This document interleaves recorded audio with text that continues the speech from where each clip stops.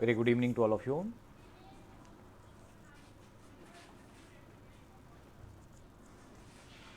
Am I clearly audible to all of you?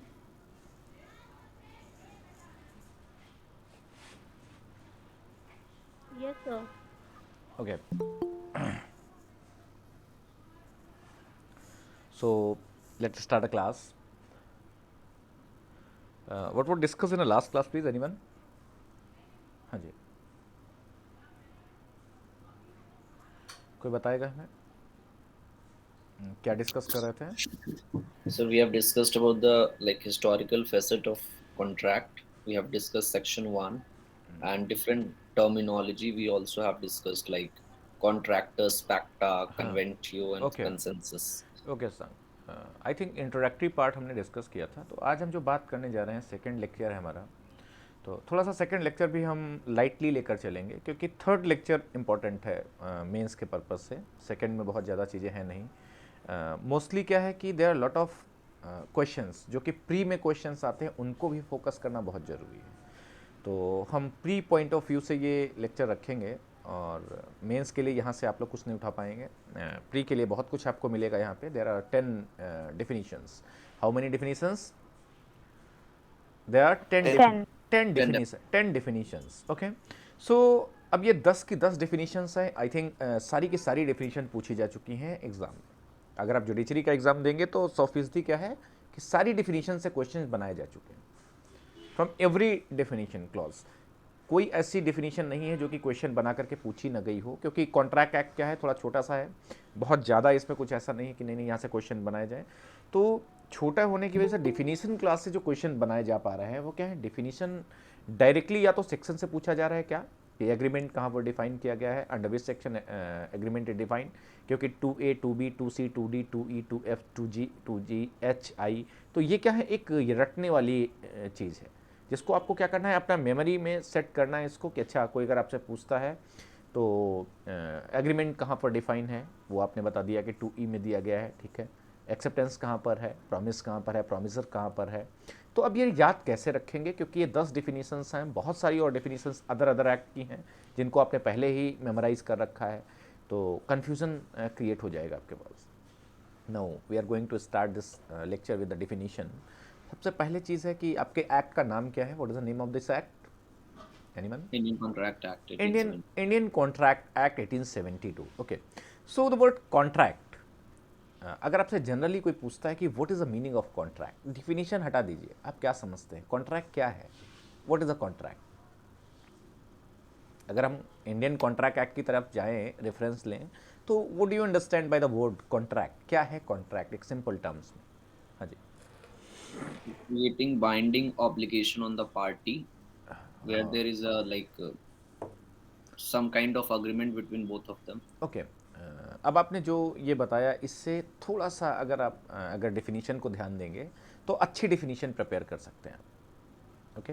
तो हम सबसे पहले इस कॉन्ट्रैक्ट को ही देखते हैं कि इसमें क्या है. कॉन्ट्रैक्ट में the word contract is defined under section 2(2)(h). यही है ना?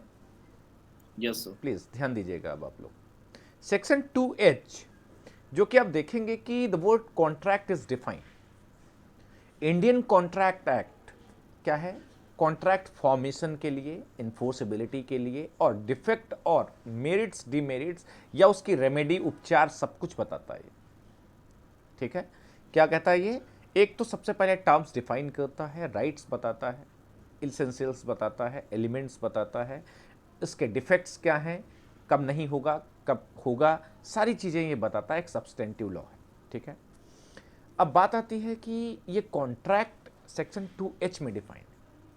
तो एक सबसे पहली डेफिनेशन जो आपको पता होनी चाहिए वो क्या है? Section 2(h) where the word contract is defined.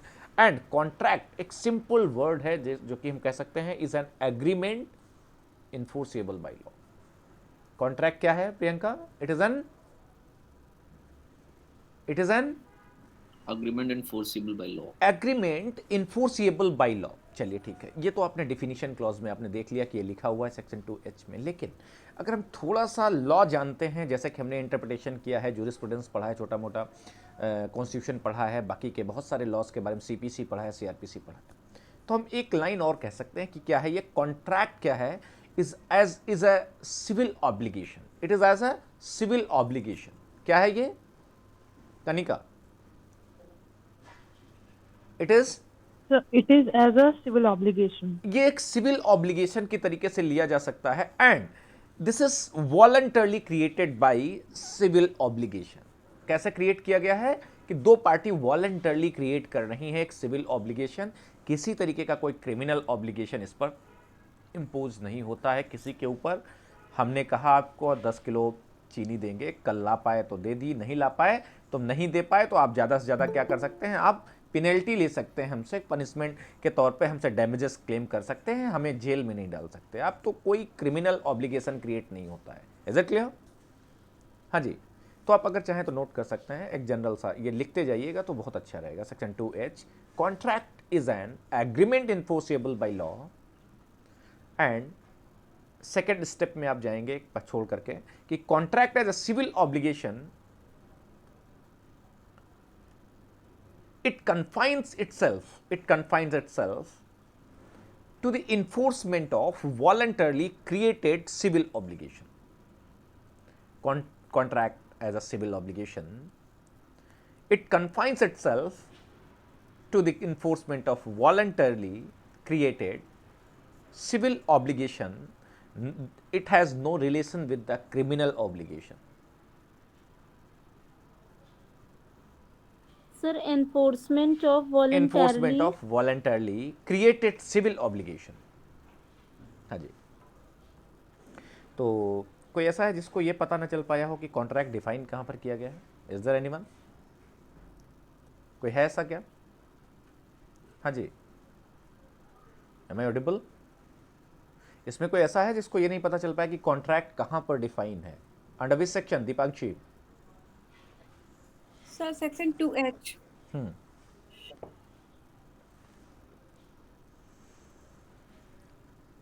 क्या है कॉन्ट्रैक्ट? एक बार बता सकते हैं आप हमें? डेफिनेशन नहीं बता सकते तो आप ऐसे ही बता देंगे हमें, it's a civil obligation. Contract क्या है ये? So it is a civil obligation voluntarily created between two parties. Enforcement of, अगर हम कहें तो ये क्या है, it confines itself to the enforcement of the voluntarily created civil obligation. इसमें इन्फोर्समेंट भी हमारा आपके बीच तक होता है, अगर हम चाहें तो इन्फोर्स कराएं, नहीं चाहें तो इन्फोर्स कराइए, हम आप पार्टी के बीच में होता है। ठीक है, ओके। अब इसके बाद अगर हम बात करें तो आपने जो लाइन आपने देखी थी कि कॉन्ट्रैक्ट क्या है, it's an agreement enforceable by law, it's an agreement enforceable by law. तो बात करते हैं कि एग्रीमेंट की हम बात करते हैं, बहुत ब्रीफ डिस्कशन करेंगे आज हम। अभी हम कॉन्ट्रैक्ट एसेंशियल्स, एग्रीमेंट के एसेंशियल्स, ये सब बात नहीं करेंगे। हम बहुत डिफिनीशन क्लॉज को डिस्कस कर रहे हैं जो कि जनरली प्री में पूछा जाता है, वहाँ आपसे बहुत थ्योरेटिकल नहीं पूछा जाएगा। तो हम बात करें कि agreement, contract is an agreement enforceable by law. तो बात आती है कि is an agreement, now the word agreement is also defined, क्यों? Yes. Yes, sir, under section 2E of the Contract Act. Section 2E of the contract, please note down, इसको भी आप note करेंगे। जनरली एग्रीमेंट क्या होता है? अगर आप डिफिनीशन को छोड़ दें तो क्या होता है एग्रीमेंट? दो व्यक्ति, दो या दो से अधिक व्यक्ति हो सकते हैं, मतलब एक नहीं, दो व्यक्ति, मिनिमम 2 पर्सन क्या करें, आपस में एक समझौता करें, समझौता करने के बाद अपने टर्म्स एंड कंडीशन सेटल करें और एग्री हो जाए किसी चीज़ पे और ऑफर एक्सेप्टेंस हो जाए, बस यही होता है ना।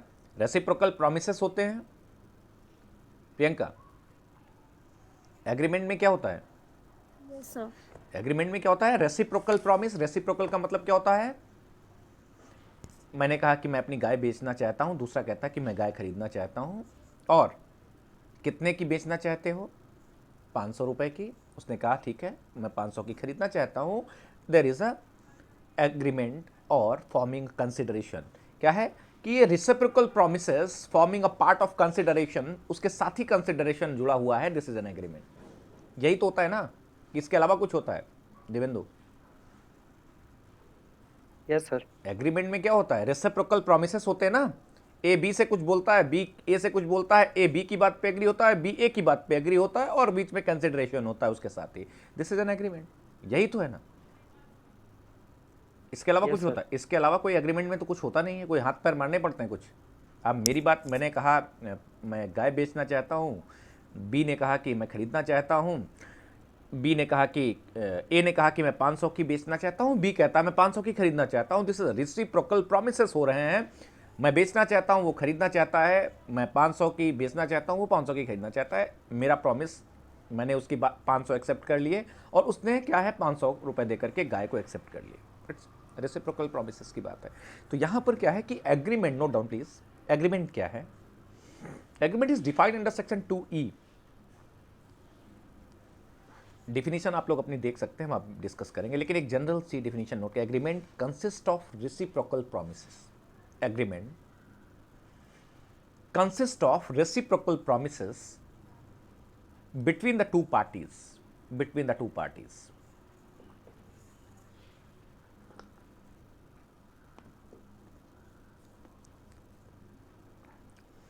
With consideration,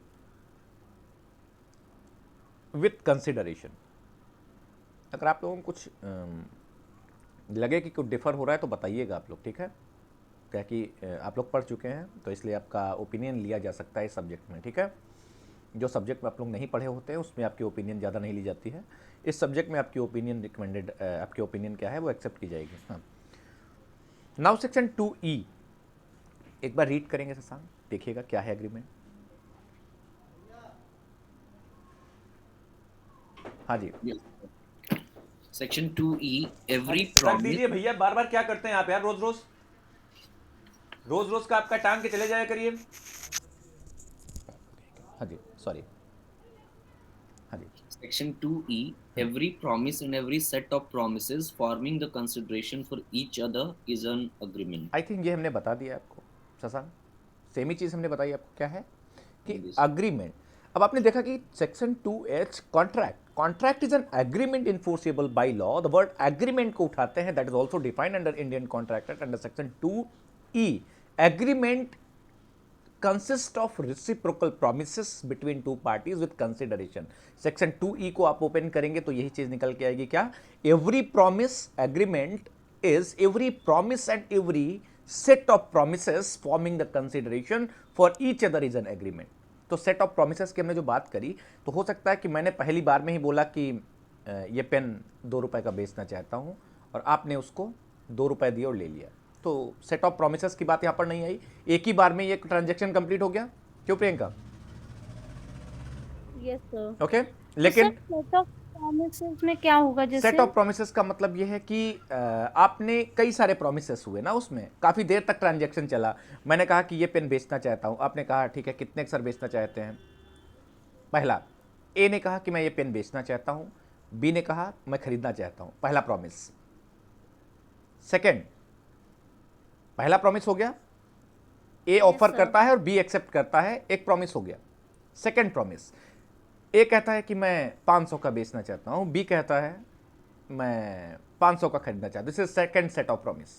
थर्ड, ए कहता है इस पेन के साथ मैं कैप नहीं देना चाहता हूं, सी कहता है ओके मैं एग्री करता हूं, पेन लेना चाहता हूं, कैप नहीं लेना चाहता हूं।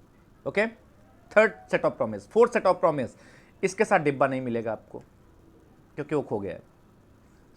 अगेन कोई बात नहीं है, मैं डिब्बा नहीं चाहिए मुझे। तो these are the set of promises, and एक पर्सन ऑफर कर रहा है, दूसरा पर्सन एग्री कर रहा है। ये क्या है? Every promise and every set of promise forming the consideration for each other is an agreement. और ऐसे वो प्रोमिसेस जो एक दूसरे के लिए कंसिडरेशन क्रिएट कर रहे हैं, जैसे मैं पेन दे रहा हूं, तुम पैसा दे रहे हो, मेरी बात को आप मान रहे हो तभी मैं ये बेच रहा हूं, मेरी सारी की सारी शर्तें लागू हैं, उन शर्तों पे आप खरे उतर रहे, लीजिए ले जाइए। It's a contract. Is it clear? Yes sir. किसी को कोई डाउट है यहां पर? हाँ जी, चलिए, इट्स ओके। तो अगर हम बात करें कॉन्ट्रैक्ट को, सेक्शन 2H आपने देखा कि कॉन्ट्रैक्ट क्या है? It's an agreement enforceable by law. Agreement क्या है? Agreement consist of the reciprocal promises between the two parties with consideration. और अगर हमने डेफिनेशन को देखा एग्रीमेंट की, तो एग्रीमेंट क्या है? Every promise and every set of promise forming the consideration. वो सारे प्रॉमिस या फिर कई सारे सेट ऑफ प्रोमिसेस को मिला करके जो कि फॉर्म कर रहे हैं कंसिडरेशन एक दूसरे के लिए। ए के लिए बी कंसीडर कर रहा है, बी के लिए ए कंसीडर कर रहा है। This is all about as an agreement. ये एक एग्रीमेंट माना जाएगा। चलिए, ये तो आपने देखा कि ये एग्रीमेंट हो गया। कहाँ पर एग्रीमेंट डिफाइन है वैसे अनुज? So 2E. 2E। अब आपने एक वर्ड देखा, promise. What is the promise, Shashank? It is also defined. Yes, sir. Promise defined to be. Promise define under To be. 2B। Please आप लोग देखेंगे, ध्यान देंगे। अब ये बताइए, ये एक्सेप्टेंस और प्रॉमिस ये किसके लिए है? ऑफरर के लिए है या एक्सेप्टर के लिए है? कोई भी ऑफरर हो सकता है, कोई भी एक्सेप्टर हो सकता है। क्यों? कोई ऐसा पर्टिकुलर है क्या कि मतलब अगर मैं ये बेच रहा हूं तो मैं ऑफरर हो सकता हूं, जो खरीद रहा है वो कौन हो सकता है? एक्सेप्टर हो सकता है। हाँ जी, एक्सेप्टर हो सकता है, उसको ऑफरी कह सकते हैं। तो बात आती है कि जैसे ही दूसरा पर्सन कोई ऑफर करता है तो उसे क्रॉस ऑफर कह सकते हैं। जैसे कि मैंने कहा Yes. कि ये 5 रुपए का मैं बेचना चाहता हूं, this is I am offerer, मैंने ऑफर किया। बी कहता है नहीं, B does not accept the promise offer. In return he says that I would like to purchase this pen at 2.5 rupees, 2.5 रुपए का खरीदना चाहता हूँ। तो ये जो उधर से आवाज़ आई, ये क्या है? एक्सेप्टेंस है या क्रॉस ऑफर है? क्या है? काउंटर ऑफर है।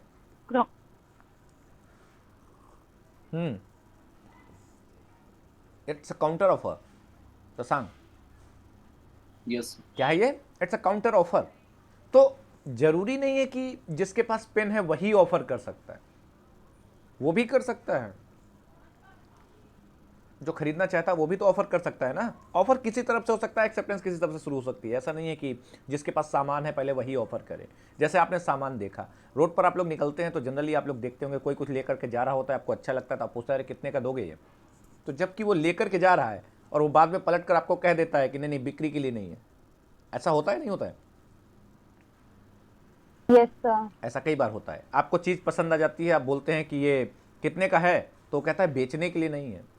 तो आपको बुरा लग जाता है थोड़ा सा कि अरे लेकर तो जा रहे हो, बेचने के लिए नहीं तो कहाँ ले जा रहे हो। ऐसा होता है ना?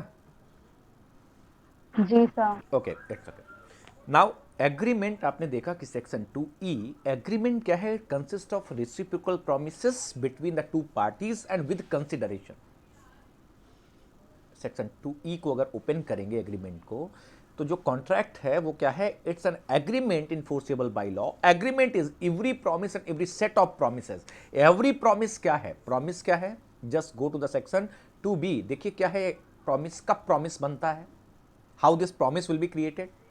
कैसे प्रॉमिस क्रिएट होगा ये? Section 2B. When the person to whom the proposal is made signifies his assent thereto, the proposal is said to be accepted. A proposal, when accepted, becomes a promise. Okay, correct. अब आपने देखा कि promise कब बनेगा, कैसे माना जाएगा कि एक्सेप्ट कर लिया गया है, नाउ इट्स अ प्रॉमिस। जैसे अब बात आती है कि ये जो प्रॉमिस है, ये यहाँ पर लिखा हुआ है कि ना तो सेलर लिखा है ना बायर लिखा हुआ है। When the person to whom the proposal is made, तो वो बी के जरिए ए को बनाया गया हो, ऑफर किया गया हो, या ए के जरिए बी को किया गया हो। तो when the person to whom proposal is made signifies assent, and therefore the proposal accepted, when proposal is accepted it becomes a promise। तो एक क्वेश्चन प्री में बनता है कि when promise is created, तो वहाँ पर ऑप्शंस बहुत सारे दिए रहते हैं अधिकतर, तो वहाँ पर जनरली आप लोग सही कर पाते नहीं कर पाते, आई डोंट नो, बहुत गलतियाँ होती हैं वहाँ पर। आप लोग ध्यान देंगे कि जो प्रॉमिस है वो कब बनता है? when proposal is accepted it becomes a promise। ये क्वेश्चन बनता है ऐसे, when proposal is accepted it is an agreement, it is in a contract, it is in a promise, और it is in a, बाकी और भी एक दो वर्ड और रख सकते हैं। समझ में आपको आया या? क्या मेथड है प्रॉमिस बनने का? कैसे प्रॉमिस क्रिएट होता है? दिवेंदु, हाँ जी। Sir, when proposal accepted, it becomes promise. Proposal सीधे एक्सेप्ट नहीं होता है। When the person to whom the proposal is made, पहले प्रपोजल मेड किया जाएगा, वो बी ए को करे या ए बी को करे, और जिसको मिला है प्रपोजल वो एक्सेप्ट करे। अगर उसने एक्सेप्ट कर लिया then it's become a promise. Is it clear?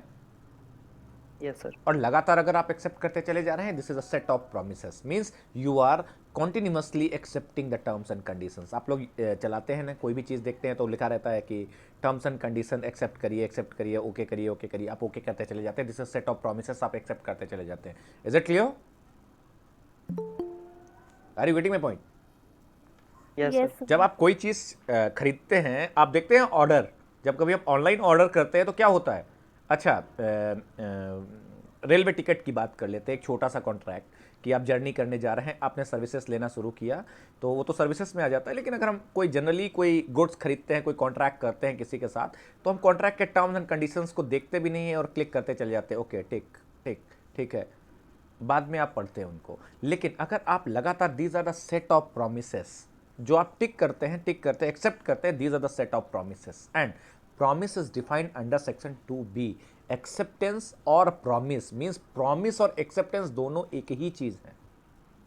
क्यों सत्संग, डिफर तो नहीं करते हैं ये दिवेंदु? डिफर है सर। डिफर है।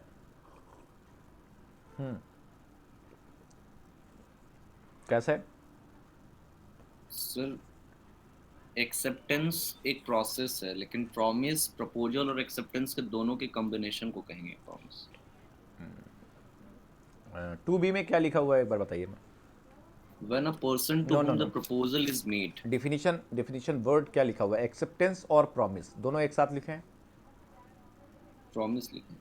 सिर्फ प्रॉमिस Ex- दिया या A सिर्फ proposal when accepted becomes a promise.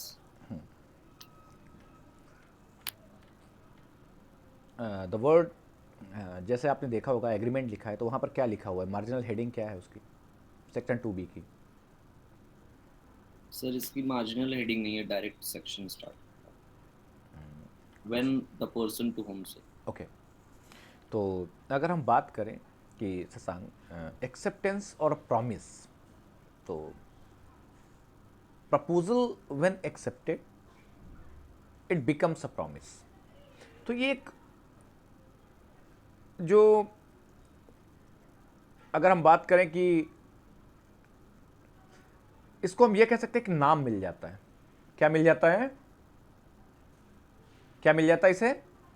Yes, नाम। एक नाम मिल जाता है, जैसे ऑफर एक्सेप्टेंस। लेकिन ऑफर और एक्सेप्टेंस तो चल रही थी, हो सकता है कि कई देर तक, काफ़ी देर तक ऑफर एक्सेप्टेंस चलता रहे। लेकिन प्रॉमिस क्या है? ये एक ठहराव है। प्रॉमिस क्या है? एक प्लेस है जहां पर रुकता है कुछ। मेरी बात समझ रहे हैं आप नेहा? Yes, sir. एक Understood. ट्रांजैक्शन में प्रॉमिस क्या है? एक स्टॉपेज है जहां पर बात बंद हो जाती है। ठीक है? तो ये जो प्रपोजल है व्हेन एक्सेप्टेड, तो ये एक्सेप्टेंस है, इसे माना जाएगा कि प्रपोजल एक्सेप्ट हो गया और it becomes a promise, means close, inverted comma में आ जाता है फिर कि ये आपकी 5 रुपए की चीज़ थी, बी 5 रुपए की खरीदना चाहता है, 5 रुपए आपको देता है वो, और ये आपकी बात को एक्सेप्ट कर रहा है, 5 रुपए देगा या देता है या दे रहा है, जो भी है उस समय तुरंत काइंड ऑफ प्रॉमिस कर रहा है वो कि वो आज दे देगा, कल दे देगा। ठीक है? तो ये क्या है कि एक इन्वर्टेड कॉमा के बीच में आ जाता है कि ओके, ये एक ट्रांजैक्शन कंप्लीट हुआ, दिस बिकम अ एक्सेप्टेंस हो गई, प्रॉमिस क्लियर हो गया आपका। ठीक है?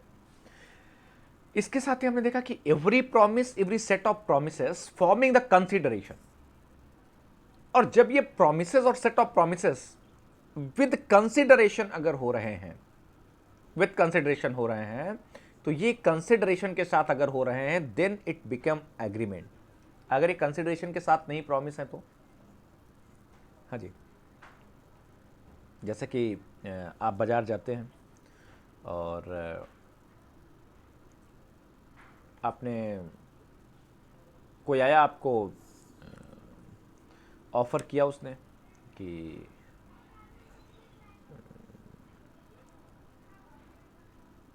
एक एग्जांपल जैसे मैं अगर कहूँ तो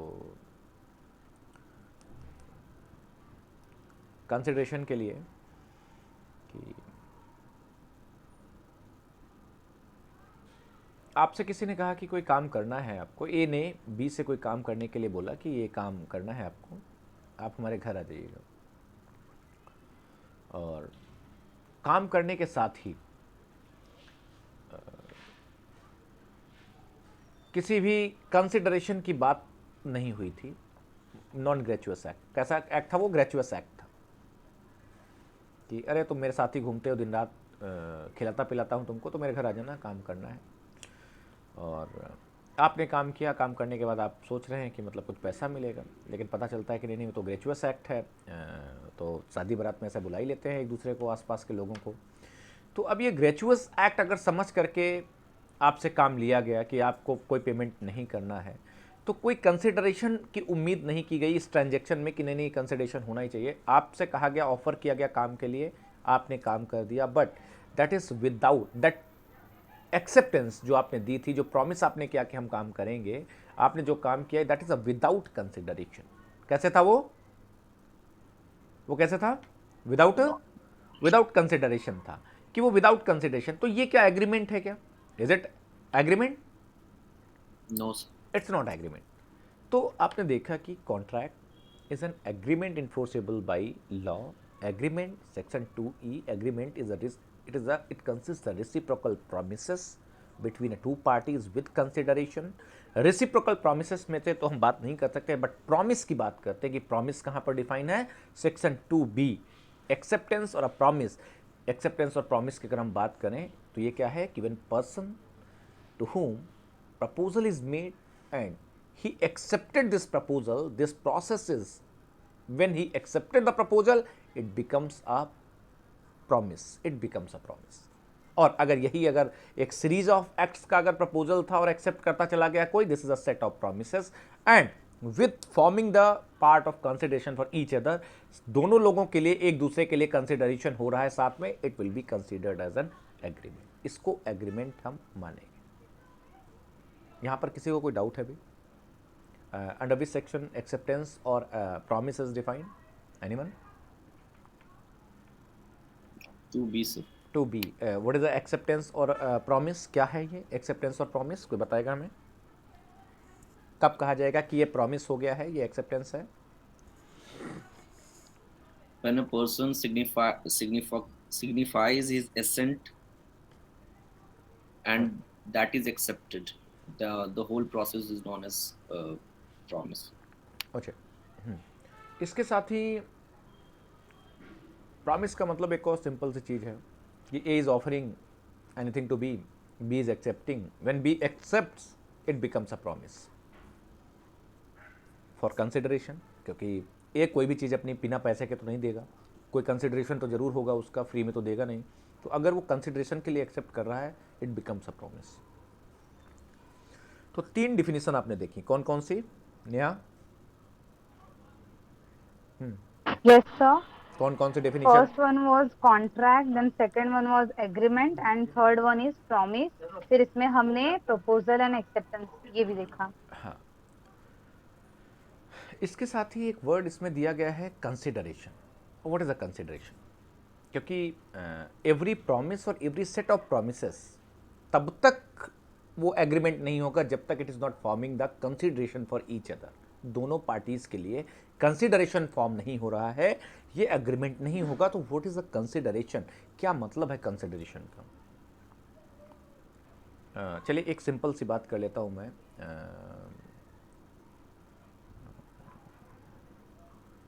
कहते हैं कि आदमी एक भी कदम आगे नहीं बढ़ाता है जब तक कि उसे कोई बेनिफिट नहीं होता है। क्यों? जो यूटिलिटेरियन थ्योरी है, किस पर बेस्ड है ये?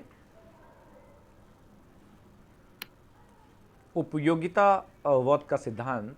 मतलब जब तक कोई व्यक्ति उपयोगी नहीं आपके लिए है ना, तब तक आप उसके साथ ना बैठ सकते हैं, ना कोई काम कर सकते हैं, ना ही खा सकते हैं, ना घूम सकते हैं, ना कहीं कुछ भी नहीं कर सकते जब तक आपको उपयोगी नहीं लगता है वो। तो उपयोगितावाद का सिद्धांत, यूटिलिटेरियन प्रिंसिपल, यहाँ पर काम करता है। कहता है देखिए, कोई भी कॉन्ट्रैक्ट इज नॉट, ये एक लाइन थी, किसी ने बोला था, याद आ रहा है आपको? It's not act of an idle time. ये कोई खाली समय का काम नहीं है कि आओ खाली बैठे हैं तो कॉन्ट्रैक्ट कर लेते हैं। किसी ने ये जजमेंट में शायद लिखा हुआ है, I am just forgetting the name of the जज, आगे बताएंगे आपको। क्या नहीं है ये? Contract is not an act of an idle time, कि खाली बैठे हुए हैं आप तो कॉन्ट्रैक्ट कर लेते हैं। No, consideration is essential element, it's a sine qua non for the contract, and agreement के लिए भी कंसिडरेशन की जरूरत है। और consideration, this is based on the Latin word the quid pro quo. What is the meaning of quid pro quo? Something for something, something for something, quid pro quo. Something for something का मतलब ये होता है कि ए अगर market में जाता है, कोई सामान खरीदता है, तो ए को पैसे देने हैं और बी को सामान देना है। या फिर ए अगर कोई बहुत अच्छा काम करता है तो बी को रिवॉर्ड करना है बिकॉज ए ने कुछ अच्छा काम किया है। Consideration does not mean it must be in terms of money. कैसा नहीं होना चाहिए प्रियंका? कंसिडरेशन कैसा नहीं होना चाहिए हर टाइम? कि जरूरी नहीं है कि every time this must be in terms of money, it may be a kind. Consideration may be present, past and future, तीनों हो सकते हैं। शशांक, हो सकते हैं नहीं हो सकते हैं? Yes sir. तीनों हो सकते हैं। आज पैसा है, अभी दे देता हूं तुरंत का तुरंत, कल दे दूंगा, परसों दे दूंगा। ठीक है, तो क्या है? Present, past, future. इसके साथ ही कंसिडरेशन क्या है, एक और इसके साथ एक बाउंडेशन है कि इट शुड नॉट बी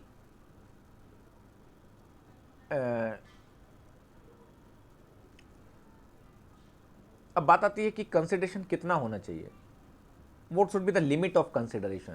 जैसे ये मेरा 2 रुपए का पेन है और मैं इसको 25 पैसे में बेचना चाहता हूँ, जबकि ये 2 रुपए का पेन है। तो अगर ये मैंने 2 रुपए का पेन 25 पैसे में बेच दिया, तो दिस 25 पैसा is adequate consideration for the selling this pen. हाँ जी, यस सर। एडिक्वेट कंसिडरेशन हो सकता है। तो बात आती है कि क्या इनएडिक्वेट कंसिडरेशन, क्या कंसिडरेशन की कोई वैल्यू तय की गई कि नहीं नहीं ऐसे अगर कोई सामान बेचता है तो इतनी वैल्यू का होना चाहिए, इससे कम का नहीं होना चाहिए, सस्ता नहीं बेच सकता कोई, ऐसा कोई रूल नहीं है। एडिक्वेट कंसिडरेशन होना चाहिए and it must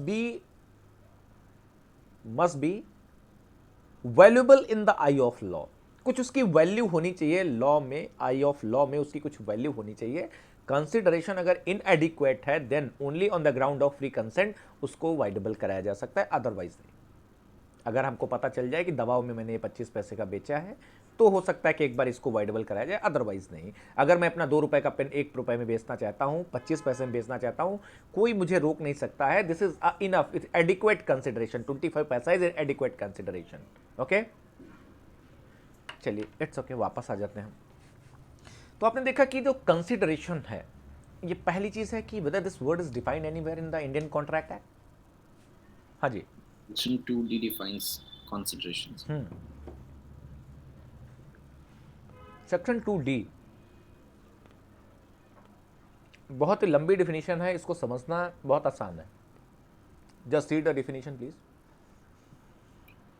Section 2D, when at the desire of the promisor, the promisee or any other person has done or abstained from doing, or does or abstain from doing, or promises to do or to abstain from doing something, such act or abstinence or promise is called a consideration for the promise. Okay, correct. तो ये बहुत ज़्यादा confusing definition है, आप लोग अगर इसको लिखेंगे कहीं जा कर के तो बहुत मुश्किल पड़ जाता है लिखने के लिए। तो पहली चीज़ है कि ये जो वर्ड आपने देखा कि promiser, at the desire of the promiser, not at the request, एक वर्ड है, चलिए हम आगे और भी डिस्कस करेंगे, but at the desire of the promiser. तो ये अभी तो आप लोग देख रहे थे कि ऑफर और एक्सेप्टेंस की बात हो रही थी, ऑफर और एक्सेप्टी दो हो सकते थे, लेकिन ये प्रोमिजर प्रोमिजी कहाँ है? Whether this word is defined anywhere, promisor and promisee? Yes, sir, under section 2C. Section 2C, ये बहुत इंपॉर्टेंट है। Section 2C, promisor and promisee. तो अब अगर बात करें कि प्रोमिजर कौन होगा? To whom offer is made and he accepts. क्यों? प्लीज एक बार रीड करेंगे 2C। Promiser is the person making the proposal is called the promiser, and the person accepting the proposal is called the promisee. Okay okay, ठीक है। Pre के लिए बहुत important है यहाँ पर, ये इंपॉर्टेंट है क्या कि who is a promisor and who is a promisee. कौन प्रोमिसर है किसी कॉन्ट्रैक्ट में या एग्रीमेंट में, या कौन प्रोमिसी है, ये जानना बहुत जरूरी है। तो एग्रीमेंट में कौन होता है? दो व्यक्ति हैं एग्रीमेंट में। आपने देखा कि एग्रीमेंट, आपने देखा था क्या? Agreement consist of reciprocal promises, दोनों तरफ से प्रोमिसेस होते हैं। तो कौन प्रोमिसी है, कौन प्रोमिजर है, ये देखना जरूरी है। डेफिनेशन आपकी 2C कहती है कि प्रोमिजर हु इज ऑफरिंग, यही तो है ना? प्रोमिजर कौन है? Who is Who's making the proposal? Making the proposal is a promisor, and who is accepting the proposal, that is a Promisee, sir. Promisee. तो वापस आते हैं रिटर्न। आपने देखा कि contract is an agreement enforceable by law. Agreement क्या है? Agreement is section 2E में आपने देखा, it consist of a reciprocal promises between a two parties. Every reciprocal promises का मतलब क्या है? दोनों तरफ से प्रोमिसेस होंगे। Every promises and every set of promises forming the part of consideration, it is an agreement. ये एक एग्रीमेंट हो गया। अब यहां पर प्रॉमिस की हमने जो बात करी, तो प्रॉमिस कोई भी कर सकता है। बात आती है कि प्रॉमिस वर्ड आया तो प्रॉमिजर और प्रॉमिसी को देखते हैं। Promisor to whom offer is made means a person who is making a proposal is a promisor, a person who accepting the proposal is a promisee under section 2C। आपने देखा। उसके बाद अब बात आती है कि ये प्रॉमिस क्या है? सेक्शन 2C 2B आपको बताएगा कि प्रॉमिस कब होगा। प्रॉमिस कब होगा? When proposal is accepted by the promisee. Promisee, sir. Promisee, proposal is accepted by the promisee. जैसे ही प्रपोजल एक्सेप्ट हो जाएगा प्रॉमिसी से, it will become a promise. Okay, इसके साथ ही ये तो आपने देखा कंसिडरेशन के बारे में। अब थोड़ा सा ध्यान दीजिएगा कि it is at the desire of the promisor. तो प्रोमिसर कौन है वैसे? Neha, Yes, sir. consideration will be given at the desire of the promisor. Who will be the promisor in a agreement? The person who is making the proposal, that A is called person, promisor. a person who is Who is making the proposal? Making the proposal. तो इसका मतलब जो proposal made कर रहा है, जो proposal बना रहा है, प्रपोजल दे रहा है किसी को, उसके डिजायर पर कंसिडरेशन मिलना चाहिए। क्यों? Yes, sir. ठीक है, ओके। अब इसमें 2-3 वर्ड्स हैं, एक बार शशांक दोबारा से रीड करेंगे डेफिनेशन को। Section 2D, when at the desire of the promiser, the promisee or any other person, Promisee or any other person, it means consideration may be given by third party also. Shashank, yes, it means कि अगर बेटे के लिए कोई book खरीद रहा है तो पैसा कौन दे सकता है? माँ बाप, गार्जियन। क्यों? Yes, sir. दे सकते हैं ना। और अगर वो किताब Yes, sir. फटी, अगर वो किताब बीच से फटी निकल जाए, डिफेक्ट आ जाए, तो रिटर्न कौन कर सकता है? बच्चा कर सकता है खाली, या माता पिता भी जा सकते हैं कि ये मैं लेके गया था आपके यहाँ से?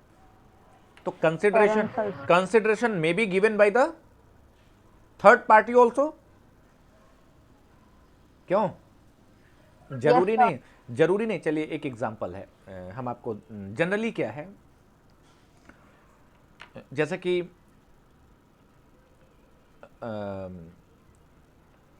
मैं आपके घर गया या नेहा के घर में गया और मैंने कहा नेहा एक कप चाय पिलाना, तो नेहा अंदर गई और नेहा ने अपनी छोटी बहन को बोला कि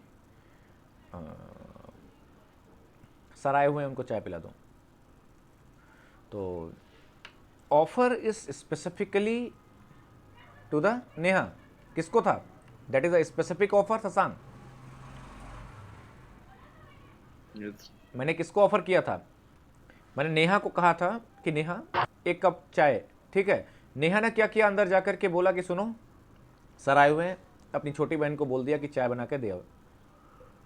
अब बात आती है कि this offer is specific to Neha. अब अगर मेरा मन करता है कि मैं जाते समय 501 रुपये नेहा को दूं, और मेरा नेहा को देने का मन था, बट चाय लेकर के तो छोटी लड़की आई हुई थी, वो छोटी बहन थी, उसको दे दिया मैंने 501 रुपये। नेहा बाद में कहती है नहीं नहीं सर, चाय तो मैंने ही भेजी थी सर, बनवाई तो मैंने ही थी सर ना, तो 501 रुपये आप मुझे देंगे कि उसको देंगे? तो यहाँ पर 2-3 चीज़ें आ जाती हैं। That is this question is based on the classification of the offer, या फिर टाइप्स ऑफ ऑफर के ऊपर आ जाता है कि अगर ये जनरल ऑफर है तो नेहा को मिल सकता है, बट अगर ये स्पेसिफिक ऑफर था नेहा के लिए और नेहा ने उस ऑफर को नहीं एक्सेप्ट किया और उन्होंने अपनी बहन को भेजा, तो अब वो पैसा मैं किसको दे सकता हूं शशांक? जिसको मैं चाहूंगा, Yes. जिसको मैं चाहूंगा। Whether Neha can approach to the court कि नहीं नहीं सर मुझे मिलना चाहिए 501 रुपये का रिवॉर्ड, उसको क्यों मिल रहा है? तो ये क्या है? This question is based on the classification of the offer, की ऑफर कैसे ऑफर्स हैं, जनरल है, स्पेसिफिक है, काउंटर है, कैसे ऑफर्स हैं, वो हम बाद में बात कर लेंगे। इट्स ओके, वापस आ जाते हैं फिर से एक बार। अब हम जो बात कर रहे हैं कंसिडरेशन की, consideration is just a price for the contract. ये क्या है? कॉन्ट्रैक्ट के लिए क्या है? एक प्राइस है। That may be in terms of money हो सकता है ये, या फिर वो क्या हो सकता है, it may be in kind also, kind और इन कैश, दोनों ही हो सकता है ये।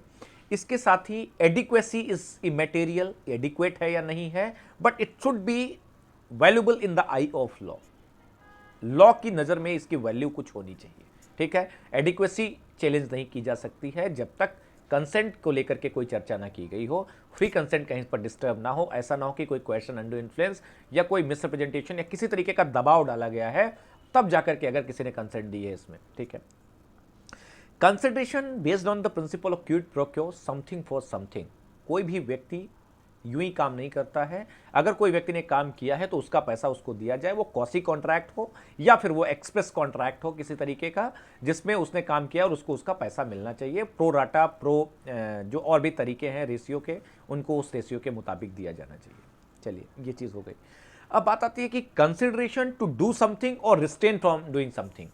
कुछ काम करने के लिए, कुछ काम नहीं करने के लिए, दोनों के लिए कंसिडरेशन दिया जा सकता है। किसके लिए दिया जा सकता है Shashank? To do or abstinence from doing something. Abstinence from doing, किसी काम को ना करने के लिए भी उसको भी क्या है, वो कंसिडरेशन माना जा सकता है। जैसे कि अगर आप कोर्ट प्रोसीडिंग्स नहीं लाते हैं तो हम ये समझौता कर लेते हैं, तो आप अगर देखेंगे तो जो सेटलमेंट्स हैं उनमें क्या है कि चलिए ठीक है, आउट ऑफ कोर्ट सेटलमेंट हो जाते हैं, आपने देखा। तो ऐसे भी चीज़ों को रखा जा सकता है कि कंसिडरेशन, ठीक है। इसके साथ ही कंसिडरेशन प्रेजेंट, पास्ट, फ्यूचर तीनों ही हो सकते हैं कंसिडरेशन, ठीक है। सेक्शन 2D जो कि डिफाइन करता है इसको, हम और भी बेसिक तरीके से, और इसके जो केस लॉज या मेजरली मेंस के पर्पज से हम इसको आगे चैप्टर में इसको हम डिस्कस करेंगे। तो आपको पता क्या चला कि एग्रीमेंट क्या है? Agreement is every promise and every set of promise forming the consideration for each other is an agreement. किस हर तरीके के promise defined under section 2B, अगर वो प्रॉमिस है और सेट ऑफ प्रॉमिस है अगर ये, and it is forming it is forming the consideration for each other, it is an agreement. ये एग्रीमेंट होगा। तो यहां पर आपने देखा कि कौन कौन से डिफिनेशन डिस्कस किया आप लोगों ने? देवेंदु, हाँ जी बताइए एक बार। हाँ जी Sir, we have discussed contract, agreement, promise and consideration. Promise and consideration, इसके अलावा भी कुछ? promiser, promisee. Sir, promiser and promisee. Section के साथ बता देंगे तो ज़्यादा अच्छा रहेगा देवेंदु, क्योंकि भूलेंगे बहुत तेज़ी से। आज इस डिस्कशन में जो मैं कर रहा हूँ ना, ये लाइफ टाइम याद रहने के लिए होना चाहिए आपके।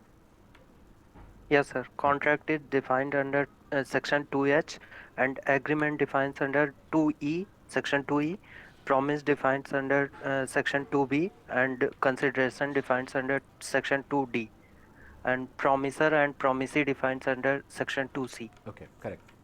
तो ये तो यहाँ तक तो आपकी बात आपको समझ में आ गई, ठीक है। अभी हम जो स्पेसिफिक हमारा जो डिस्कशन होगा मेंस के लिए, वो कुछ टॉपिक्स हैं उनके ऊपर हम डिस्कस करेंगे। इसके साथ ही अब हम बात करते हैं कि जो ये एग्रीमेंट है, तो आपने देखा कि ये एग्रीमेंट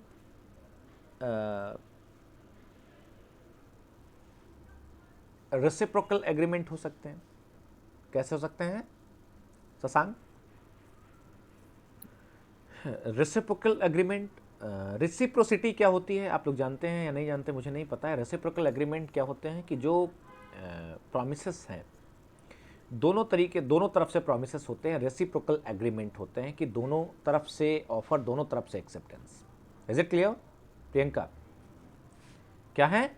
दोनों तरफ से ऑफर और दोनों तरफ से एग्रीमेंट। मींस प्रॉमिसेस कैसे हैं? सेट ऑफ प्रॉमिसेस के साथ ये एग्रीमेंट हुआ है, रेसिप्रोकल एग्रीमेंट हम इसको कहते हैं। सेक्शन 2F एक बार देखेंगे, promises which form the consideration of part, promises which forms the consideration or part of consideration for each other that will be considered as a reciprocal agreement.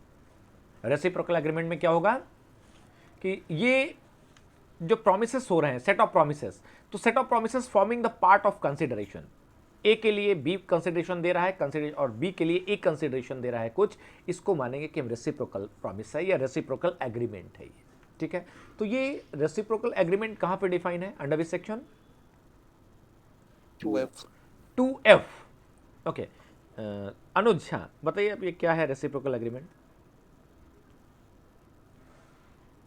Agreement और reciprocal agreement में क्या अंतर है शशांक, आप बताइएगा थोड़ा सा इन्हें। सर लेट्स से कि मैंने एक किसी को ऑफर दिया कि to sell my bike and he accepted it, that is the basic promise. हाँ, and if there is a consideration कि मैं इसलिए बेच रहा हूँ वो मुझे पैसे देगा, हाँ, तो वो अग्रीमेंट का फॉर्म में आ जाता है। ओके, लेकिन अगर सामने वाला कह रहा है कि मैं अपनी गाड़ी दूंगा और सामने वाला कह रहा है मैं अपनी स्कूटी दूंगा, हाँ, तो it is a kind of, और मैंने स्कूटी के लिए एक्सेप्ट किया है लेकिन ऑफर किया है बाइक के लिए, हाँ, तो यहाँ पे दो मतलब एक ही टाइम में दो सेट ऑफ प्रोमिसेस हैं, जो मैं एक तरफ से ऑफरर हूँ और दूसरी तरफ से एक्सेप्टर हूँ, हाँ जी, और जब एक ही कंसिडरेशन के साथ ये दोनों चीजें चलती है तो रेसिप्रोकल प्रॉमिस बन जाती है। हाँ जी। तो ये रेसिप्रोकल एग्रीमेंट आपको समझ में आया अनुज? रेसिप्रोसिटी होनी चाहिए, दोनों ऑफर करेंगे, दोनों एक्सेप्ट करेंगे। Is it clear Kanika? Are you getting my point? Yes sir. हाँ जी। अब सेक्शन आप लोग थोड़ा सा ध्यान रखिएगा, सेक्शन 2F। और एक बहुत इम्पॉर्टेंट जो क्वेश्चन बनता है वो क्वेश्चन ये है कि वैलिड एग्रीमेंट और wide agreement, what is the difference? Valid agreement is defined anywhere, please note down. एक जस्ट आप लोग एक ऊपर लिख लेंगे एग्रीमेंट, एक साइड में लिखेंगे वैलिड एग्रीमेंट, दूसरी तरफ लिखेंगे wide agreement. Whether this valid agreement is defined anywhere? So section 2E is itself a valid agreement if it is talking about it. Okay, specifically कहीं वैलिड एग्रीमेंट नहीं दिया गया, एग्रीमेंट दिया गया। क्यों दिवेंदु? हाँ? Yes sir. कोई वाइडेबल एग्रीमेंट है कहीं पर? कोई ऐसा प्रोविजन है जहां वाइडेबल एग्रीमेंट दिया हो? No sir. No, voidable agreement भी नहीं है। चलिए ठीक है, इतना तो आप लोगों को पता चला वाइडेबल एग्रीमेंट नहीं है। तो बात करते हैं कि जो एग्रीमेंट आपने ऊपर लिखा था और एक नीचे लाइन खींच के, और वैलिड एग्रीमेंट और वाइड एग्रीमेंट, तो जो एग्रीमेंट है वो वैलिड कब होगा, कब एग्रीमेंट वैलिड होगा? क्या क्या चीज़ें होनी चाहिए उसमें एग्रीमेंट में? Promise and consideration. Promise and consideration. Is there any qualification, is there any need of enforceability?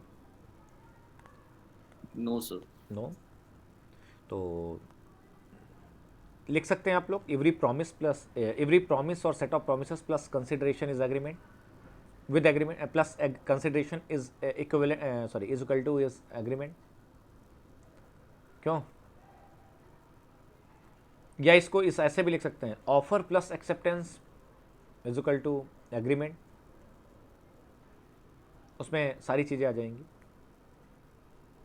दो तरीके से लिख लीजिए, एक offer plus acceptance is equal to agreement, नीचे एवरी प्रॉमिस और set of promises plus consideration is equal to agreement.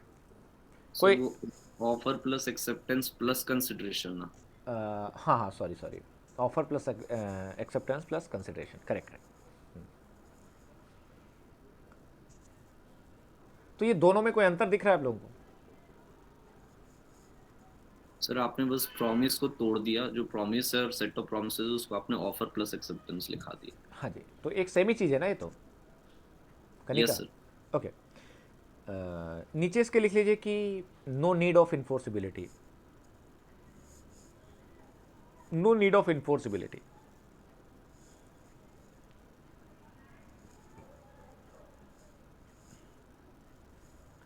और अगर इन्फोर्सिबिलिटी आ जाएगी तो क्या बन जाएगा ये? कॉन्ट्रैक्ट। कॉन्ट्रैक्ट। ये कॉन्ट्रैक्ट हो जाएगा, ठीक है। नाउ वाइड की तरफ जाएंगे, सेकंड जो आपने कॉलम बनाया है, सेकंड वाइड एग्रीमेंट। तो ये तो वैलिड एग्रीमेंट है एक तरीके का, इसे हम वैलिड कह सकते हैं, हम एक डीम्ड वैलिड कह सकते हैं, क्योंकि एग्रीमेंट हमेशा वैलिड ही होगा, ठीक है शशांक, जो आपने कहा। अब बात आती है कि ये वाइड एग्रीमेंट कैसे होगा। वाइडेबल नाम की कोई चीज़ नहीं है, कभी भी वाइडेबल एग्रीमेंट नहीं है। वाइड एग्रीमेंट क्या है? वाइड एग्रीमेंट क्या है?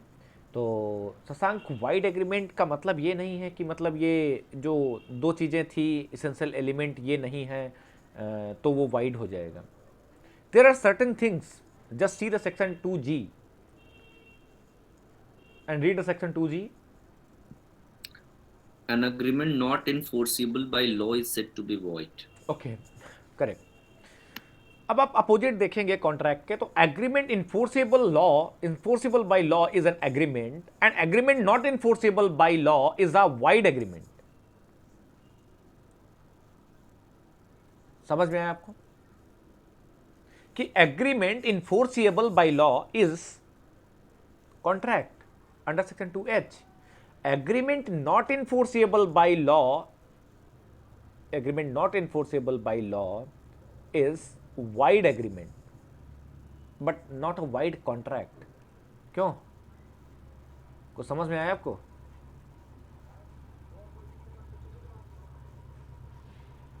कोई डिफरेंस समझ में आया शशांक? हाँ जी। सर एक क्वेश्चन है यहाँ पे सिर्फ वर्ड void यूज किया है, ना कि void agreement। जैसे कि थोड़ा सा आप लोग जब उसको पढ़ेंगे that will be considered as a void agreement. आप पूरा सेक्शन रीड करेंगे शशांक वाइड एग्रीमेंट को। 2G को देखिए एक बार। 2G, an agreement not enforceable by law is said to be void. तो ये वाइड एग्रीमेंट हुआ ना, and agreement is said to be void, तो ये वाइड ही एग्रीमेंट हुए ना। कब एग्रीमेंट को वाइड कहा जाएगा कि एग्रीमेंट वाइड एग्रीमेंट है? उसमें कोई ऐसा बहुत डिफ़िकल्टीज नहीं है शशांक, वहाँ पे कोई डिस्कशन नहीं है। हम बात करते हैं कॉन्ट्रैक्ट की। Contract is an agreement enforceable by law, it is an contract under section 2H।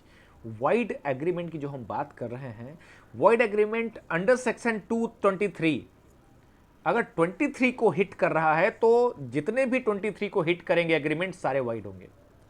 कहां पर दी गई है list? Just see the section 23। Shashank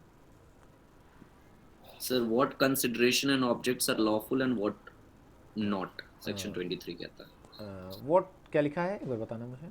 What consideration and objects are lawful and what not? Okay. हाँ हाँ सॉरी एक बार देखना 23 24 में क्या है? Agreement void, yes. हाँ जी हाँ जी 24 करेक्ट 24 देखिए, सॉरी। हाँ जी। Agreements void if considerations and objects unlawful in part. If any part of a single consideration of one for one or more objects, or any one or any part of any one of the several consideration for a single object is unlawful, the agreement is void. Okay, किसी भी तरीके की illegality है, all illegal agreements are void, but all void agreements are not illegal. क्यों, यही समझ में आया ना आपको Kanika? all illegal Yes. all illegal agreements are void, all illegal agreements are void, but all void agreements are not, जरूरी नहीं है, it is not necessary that all void agreements are illegal, but all illegal agreements are void। तो यहाँ पर हम जो बात कर रहे थे कि void agreement क्या है, void agreement की अगर हम बात करें तो ये क्या है कि सेक्शन 24 से अगर हिट हो रहे हैं, अगर सेक्शन 24 में अगर हिट कर रहा है कोई भी, तो वहाँ पर सेक्शन 24 दिया गया है कि दीज एग्रीमेंट्स और वाइड एग्रीमेंट, बिकॉज यहाँ पर पेटेंट इलीगलिटी है। कैसी इलीगलिटी है ये? कि ये चीज़ें रोकी गई हैं कि ये तरीके से अगर कोई करता है एग्रीमेंट तो सारे के सारे एग्रीमेंट क्या होंगे? वाइड एग्रीमेंट होंगे। Is it clear Shashank? Yes, sir. कोई डाउट है किसी को यहाँ पर कि agreements which are illegal accordance with section 24 सारे के सारे वाइड एग्रीमेंट होंगे, और वो क्या नहीं हो सकते हैं? कॉन्ट्रैक्ट नहीं बन सकते, उनका कॉन्ट्रैक्ट नहीं किया जा सकता, not enforceable, because not enforceability they are void. Is it clear Kanika?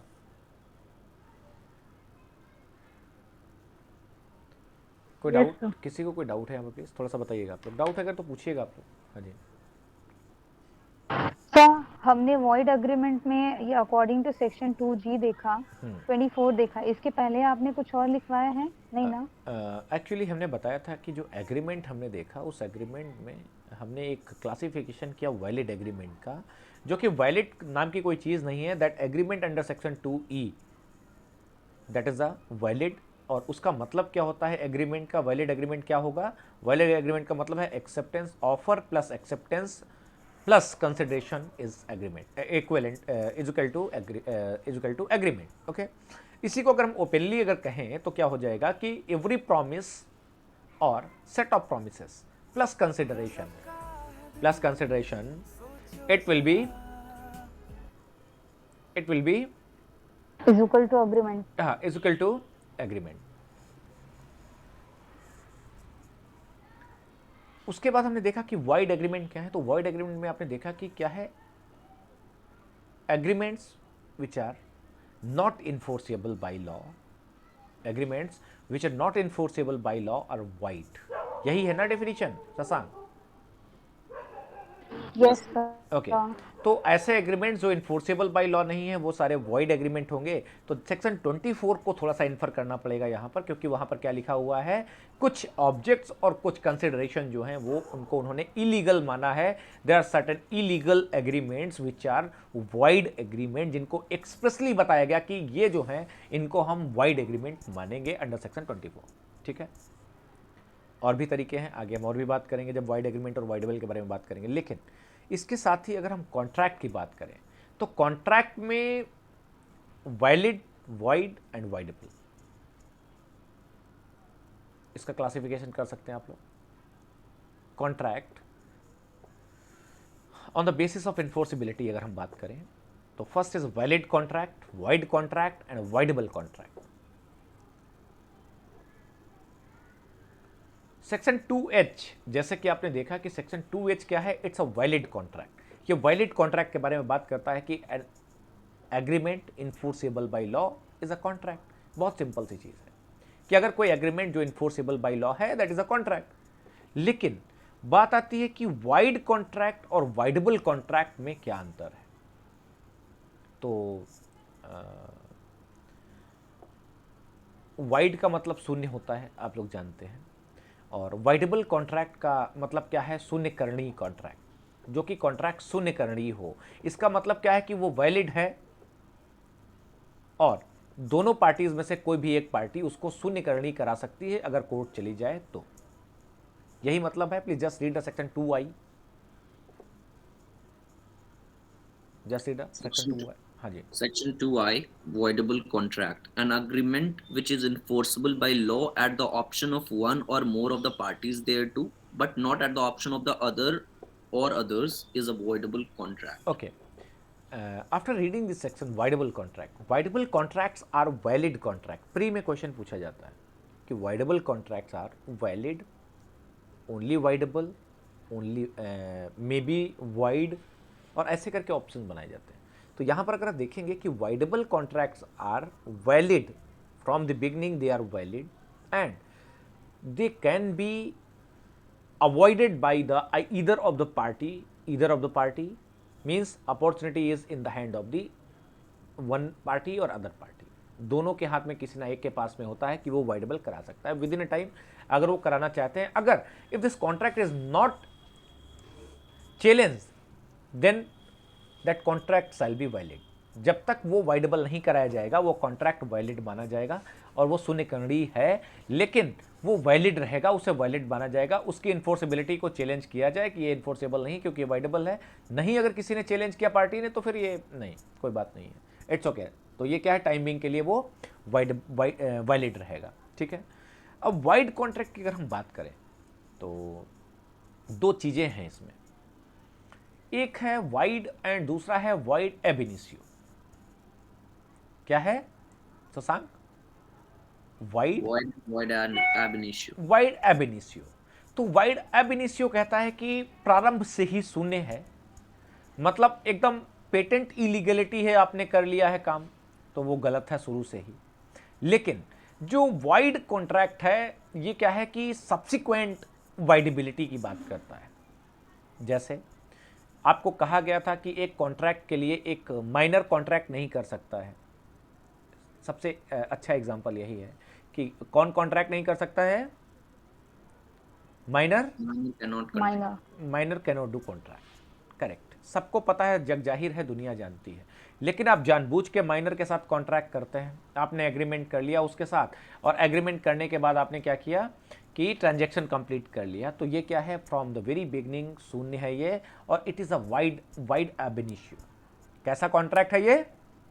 Void ab initio. Wide एब इनिशियो। लेकिन अगर हम बात करें वाइड कॉन्ट्रैक्ट की अगर हम बात करें तो ये कॉन्ट्रैक्ट जब बनते हैं उस समय तो ये वैलिड कॉन्ट्रैक्ट होते हैं, लेकिन due to subsequent voidability, due to subsequent interference of law, ये क्या होते हैं, वाइडेबल हो। जैसे बिहार में शराबबंदी हुई तो जितने भी लाइसेंस थे शराब के, जितने भी टेंडर थे, सारे के सारे वाइड हो गए, और ये कैसे थे, इनके सारे कॉन्ट्रैक्ट निरस्त हो गए। तो ये कैसे कॉन्ट्रैक्ट हो गए? Wide contract, because intervention of the law, ये क्या हो गया, इसको वाइड कर दिया गया कि कोई तरीके की शराब नहीं बेची जाएगी बिहार में। तो जो लोग शराब बेचने वाले टेंडर थे जिनके, वो सारे टेंडर कैसे हो गए कनिका? Wide sir. ठीक है, इसको एक वर्ड है वाइड कॉन्ट्रैक्ट में 2J, एक बार रीड करेंगे। When contract is ceases to be enforceable, means वो इन्फोर्सिएबल था, but when it ceases to be enforceable it becomes a void contract. मेरी बात समझ रहे हो? क्या है ये? When contract ceases to be enforceable, जैसे ही कोई कॉन्ट्रैक्ट इन्फोर्सिबिलिटी खो देता है वैसे ही वो वाइड कॉन्ट्रैक्ट हो जाता है। और अगर कोई व्यक्ति उसकी इन्फोर्सिबिलिटी को चैलेंज करता है, वो कॉन्ट्रैक्ट वाइडेबल है। देयर आर सर्टेन डिफेक्ट्स जो कि अगर देखेंगे आप तो आपको वहां पर मिलेगा कि क्या वाइडेबल कॉन्ट्रैक्ट के क्या ग्राउंड्स हैं, coercion, misrepresentation, बहुत सारे undue influence, there are lot of grounds. On those grounds contract may be challenged and their viability can be challenged, उनको वाइडेबल कराया जा सकता है। अगर किसी व्यक्ति ने उनको चैलेंज किया और उसको करार करा दिया कि ये इन्फोर्सेबल नहीं है, that is a voidable contract, जिसमें एक पार्टी को राइट रहता है, ठीक है, दोनों पार्टीज में एक पार्टी को राइट है कि ये वाइडेबल है, आप वाइडेबल करा सकते थे, नहीं कराया आपने। तो ये जो वाइड और वाइड एब इनिशियो, तो वाइड एब इनिशियो प्रारंभ से ही शून्य है, इसेंशियल जो एलिमेंट है कॉन्ट्रैक्ट के वो फुलफिल नहीं कर रहा था और आपने कॉन्ट्रैक्ट कर लिया, ठीक है, और आपने वो कॉन्ट्रैक्ट कर लिया, और अगर बाद में पता चलता है कोई क्लेम होता है तो ये ऐसे कॉन्ट्रैक्ट इन्फोर्सेबल नहीं थे शुरू से ही, और ना ही करने का आपको परमिशन मिला हुआ है कि ये कोई कॉन्ट्रैक्ट करिए। जैसे माइनर का हमने बताया, दैट इज वाइड एब इनिशियो। लेकिन अगर कोई सब्सिक्वेंट वाइडेबिलिटी अगर आती है किसी भी कॉन्ट्रैक्ट जो कि कंटिन्यू था, सब्सिक्वेंट वाइडेबिलिटी आने के वजह से कोई भी कॉन्ट्रैक्ट वाइडेबल कॉन्ट्रैक्ट हो सकता है, and that contract ceases to be enforceability. Okay, so अगर हम रिटर्न बैक करें तो हमें बता सकता है कि रिसिप्रोकल प्रोमिसेस कहाँ पर डिफाइन है? 2F, sir. 2F, reciprocal promises. And wide agreement? 2G. 2G. 2G, wide agreement, 2G. Read with? Section 24. Section 24. Section 24. And wide contract? 2J. 2J, wide contract, 2J. And a wideable contract? 2I, sir. 2I. And wide agreement तो आपने बता ही दिया 2G, ठीक है, okay. I think सारे के सारे जितने भी सेक्शंस थे आपने कवर कर लिए। कोई डेफिनेशन बची है क्या अभी?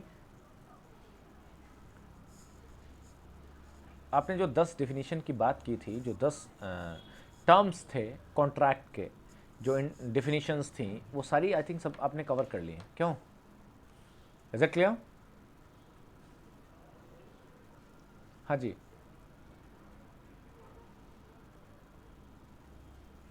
एक आध कोई अगर बच भी गई हो तो कोई बात नहीं है, क्योंकि अब तो शायद सही कर लेंगे ना आप लोग। प्रियंका, कोई गलती होनी Yes, sir. कोई गलती होनी नहीं चाहिए शायद, मुझे लगता है कि प्री में तो कोई गलती नहीं होनी चाहिए। हाँ जी, Yes, sir. हाँ, इसके साथ ही ये तो हमने बात कर ली आपकी कि अब एक चीज़ और आप करेंगे कि जो वाइड कॉन्ट्रैक्ट लिखा है आपने, तो उस वाइड कॉन्ट्रैक्ट को एक बार रेड विथ 19 एंड 19A के साथ लिख लेंगे। वाइड कॉन्ट्रैक्ट जो है 2J, sorry voidable contract read with section 19 and 19A। ये क्वेश्चन MP में बहुत बार पूछा गया है, आप लोग ध्यान देंगे 19 और 19A को, ठीक है, कि 19 और 19A में क्या दिया गया है, इसको आप लोग एक बार देखेंगे। हम बाकी डिस्कस तो हम लोग करेंगे ही, लेकिन आप लोग टाइम बिंग जल्दी थोड़ा सा ध्यान रखेंगे इस चीज़ को, 19 एंड 19A, क्योंकि वो बहुत ध्यान नहीं लोग देते हैं और गलतियाँ होती हैं फिर प्री में। 2I, voidable contract is read with 19 19A। तो ये आपने इंटरप्रिटेशन और डिफिनीशन क्लॉज आपने देखा, और इसके बाद अब आपका जो है वो शुरू होगा जो कि मेंस के लिए, जैसे कि हम नेक्स्ट लेक्चर में जो हम डिस्कस करेंगे, ऑफ़र एक्सेप्टेंस और revocation of offer and revocation of acceptance, invitation to offer, ये इतना हम कल के टॉपिक में डिस्कस करेंगे, ठीक है। आप लोग ये जो 2 लेक्चर्स हुए हैं, इनसे आप उम्मीद करिएगा कि ये रटने वाली चीज़ें हैं, मैंने आपको पहले बताया, तो इसको आपको अच्छे से कवर करना है, क्योंकि यहाँ से 2 3 4 5 क्वेश्चन आ जाते हैं, कई बार पूछे गए। मैंने इसीलिए 10 डेफिनेशन आपको बताई, क्योंकि कोई डेफिनेशन छोड़ने लायक नहीं थी, ना ही छोड़ी जा सकती है, क्योंकि हर बार कोई नया क्वेश्चन पूछ देंगे आपसे। इसलिए आप उनको एकदम प्रिपेयर रखिए मेंटली कि सारी डेफिनेशन पता होनी चाहिए मुझे। आई थिंक 4-5 तो आप लोगों को क्लियर ही हो गई होंगी। क्यों प्रियंका? Yes, sir. हाँ जी, सो आज के लिए तो इतना ही, एंड आप लोग जो है वो 9 to 10 आप लोग रहेंगे। ज्यूरिस्प्रूडेंस आज से स्टार्ट करने की बात हुई थी, तो आप लोग रहिएगा। कोई डाउट है अगर किसी को तो आप लोग पूछ सकते हैं। कनिका? हाँ जी, नो सर, नो डाउट। किसी को कोई डाउट अगर है तो आप लोग पूछ सकते हैं, और जो डाउट हैं वो थ्योरेटिकल डिस्कशन में क्लियर और हो जाएंगे। अभी हमने जो बात की है वो बहुत ब्रीफ डिस्कशन किया है, ठीक है, और ये डिस्कशन सिर्फ प्री के ओरिएंटेड था, ठीक है। मेंस में यहाँ से कुछ ऐसा नहीं पूछते हैं, मेंस में जहाँ से पूछते हैं वहाँ से हम कल जो हमारा टॉपिक होगा वो मेंस के लिए, ठीक है। तो यहाँ पर आपको प्री ओरिएंटेड रहना है, आपको अपनी मेमोरी साफ रखनी है, और क्वेश्चंस देखना है, जो आपको मैंने ऑब्जेक्टिव क्वेश्चन भेजे हैं सॉल्व क्वेश्चन करिए आप, ठीक है। Divyendu, yes sir. कोई डाउट है किसी को यहाँ पर? प्रियंका? हाँ जी, No, sir. No, sir. No sir doubt. आज से ज्यूरिस्प्रूडेंस आप स्टार्ट कर रहे हैं? हाँ जी, हाँ जी, शाम से 9 o'clock। और एक ओके सर। चीज़ और है कि जो स्ट्रेंथ है वो आप लोगों की, मतलब मैं देख रहा हूँ कि मतलब आप लोग इच्छुक नहीं लग रहे हैं मुझे पढ़ने के, थक गए हैं शायद पढ़ के सारे लोग, बहुत लोग ऐसे हैं। कितने लोग हैं टोटल अभी क्लास में? शशांक? So 12 लोग, आप मिला के 30। ओके, मतलब 20 लोगों में 12 लोग हैं, ठीक है। तो सर 2 लोग का मिड टर्म एग्जाम चल रहा है, और सर एक सृष्टि सर अर्जेंट था तो उसे जाना पड़ा है कहीं। ओके, चलिए ठीक है। बाकी तो एक्सक्यूज़ आते जाते रहेंगे, लेकिन टाइम आएगा जाएगा नहीं है, ठीक है। टाइम निकल जाएगा, टाइम नहीं रुकेगा तुम्हारे लिए, और तुम्हारे लिए क्या है, वो किसी के लिए नहीं रुकता, ठीक है। तो ये तो निकलता ही रहेगा। ठोकर लगने से समझदारी, वैसे बेहतर समझदारी आती है उससे, पता है, मेरे समझाने से समझ नहीं आएगा। तो बार बार एक ही जो है वो राग अलापना अच्छा नहीं होता है। पुराने ज़माने में कहावत है कि मतलब पत्थर पे सर मारने से सर टूटता है, पत्थर नहीं, क्यों, है कि नहीं? तो इसलिए आप लोग जागरूक बनिए, जागरूक बनेंगे तो अच्छा है। कोशिश करिए कि समय से पहले प्रिपेयर हो जाइए, एग्ज़ाम आने वाले हैं आपके, और कंपटीशन ओपन ही होगा, ओपन कंपटीशन है, आप लोग तैयारी रखिए अपनी। जो लोग घर में बैठे तैयारी कर रहे थे वो लोग तैयारी कर चुके हैं, कुछ लोग कर चुके होंगे, पूरी तैयारी उनकी हो चुकी होगी। तो आज के लिए इतना ही काफ़ी है, और let's meet at 9 o'clock, okay? Thank you so much. Thank you, sir. Thank you, sir. Welcome, Thank you so much, sir. Thank you, sir. Welcome, welcome.